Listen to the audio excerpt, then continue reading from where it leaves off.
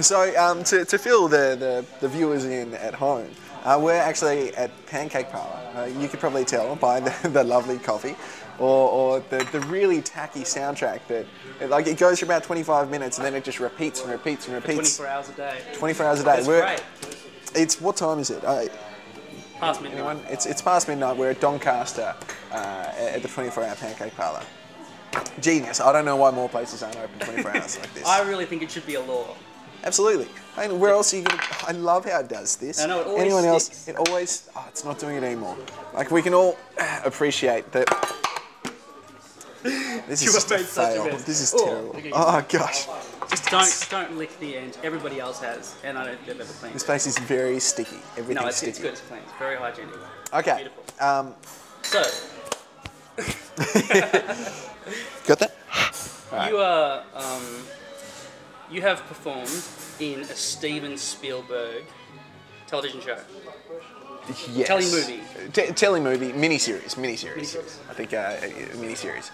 Not that I didn't actually meet the man himself, Steven Spielberg, but was involved with that. So the Pacific, they cast back in 2007. The start of 2007, they cast 30 guys. The majority of us were from Melbourne, who they called us, Acor. And essentially... Acorns? Yes, acorns. I was playing a little squirrel in the production of the Pacific. I thought you were an absolute nut or something. This guy. Get him a TV show. The Pacific. Acor. Weapons company. So essentially our role was supposed to be where these guys that were going to be surrounding the main actors for the entirety of the shoot, so that when someone's watching the show, they can recognise that it's the one platoon the whole way through.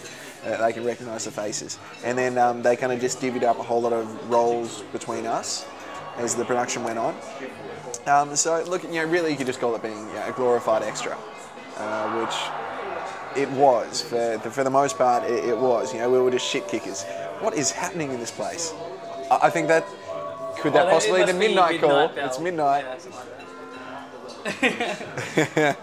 Oh, you gonna turn into a pumpkin, Paul James? I'm not sure how to act that. But you would be asked to, of course, in an audition. In an acting school. Be a pumpkin. I did that too many times in acting school. Be the colour red. Here. Line your back and fart paint to the ceiling. What colour is it now? Bang bang. Choo-choo. I miss it, to tell the truth. So go ahead. No. Okay, well, get us back there. No, but that's awesome. You say glorified extra, but you were there for a long time, not one day. Yeah, we ended up doing about 10 months on the Pacific. 10 months on the Pacific. So the first 3.5 months we were up in Port Douglas, which was unreal. I mean, nothing is ever going to beat what we had up in Port Douglas for that time away. A bunch of young guys, they just dragged up there. They gave us our own hotel rooms. They gave us a whole shitload of money. They sent us out to shoot every day and then come back and let us loose on the streets of Port Douglas, which in essence is just this touristy town filled with European backpackers. What do you do, huh? What you are have a you going to girlfriend do? waiting for you back home? That's an excellent question. I did. So, a lot of the boys had a much better time up in Port Douglas than I probably did have.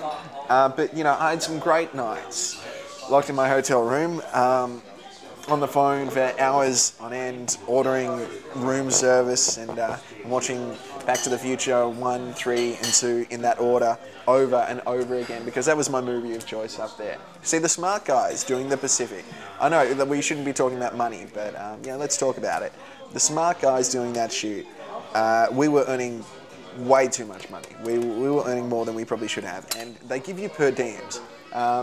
People know what per diems are. It's your living allowance, and especially when you're living away from home, They're going to give you money to eat and to sleep and to shit and to whatever the fuck you need to do. It costs money these days. Apparently it does in Port Douglas, like $2 entry into a toilet. You hear that in McDonald's sometimes, like you have to pay to get into a toilet. Is that overseas? That's in Europe. That's in Europe, yeah. Bizarre. So yeah, the smart guys were the ones that actually did stay in their hotel rooms that whole trip, that whole 3.5 months, and they rented DVDs with their per diems, and they earned a shitload of money. They kept it all, they saved. But the not so smart ones just went into town and just blew it all, and it was great. I wouldn't take back a second of it. But the shooting itself, the best experience of my life. Like there is just, it was just hard to fathom the magnitude of being on those sets. With the caliber of those actors and the subject matter and the scripts and just everything involved with it. It was just epic.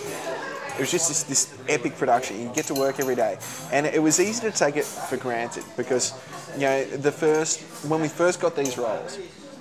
I don't think I've ever been more excited in my entire life than when I got that call. I remember I was walking down Southland Shopping Centre. I was in the street, and my agent called, and she was. Your agent?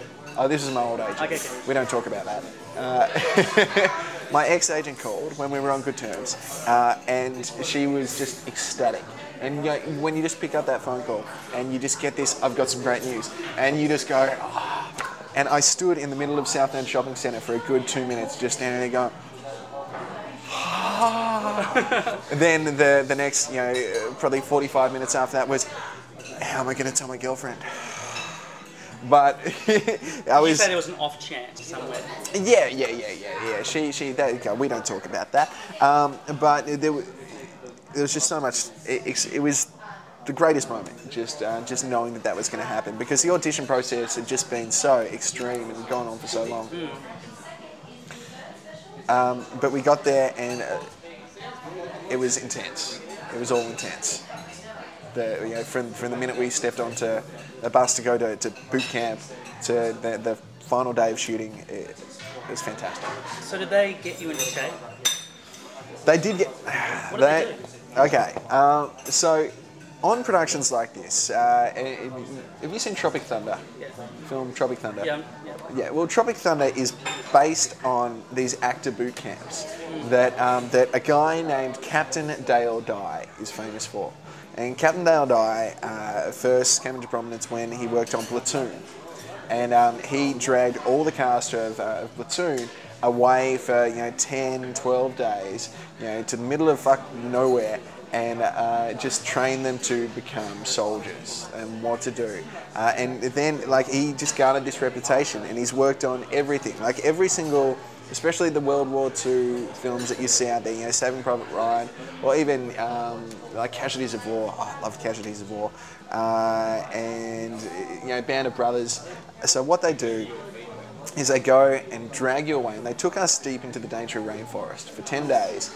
It took us on these buses, and we're 50 punsy little actors, and we are so used to being pampered that we were just in shock. I mean, there were a lot of guys out there who had been, jogging 10 kilometres a day in build up for it, but I wasn't one of them, and there weren't many of them in that group of people. But they took us away, and it was exactly like you'd expect a boot camp to be. Watching the films with the, motherfucker, get the fuck up! What the fuck do you think you do? What the fuck? And we'd wake up every morning, and it haunts me to this day.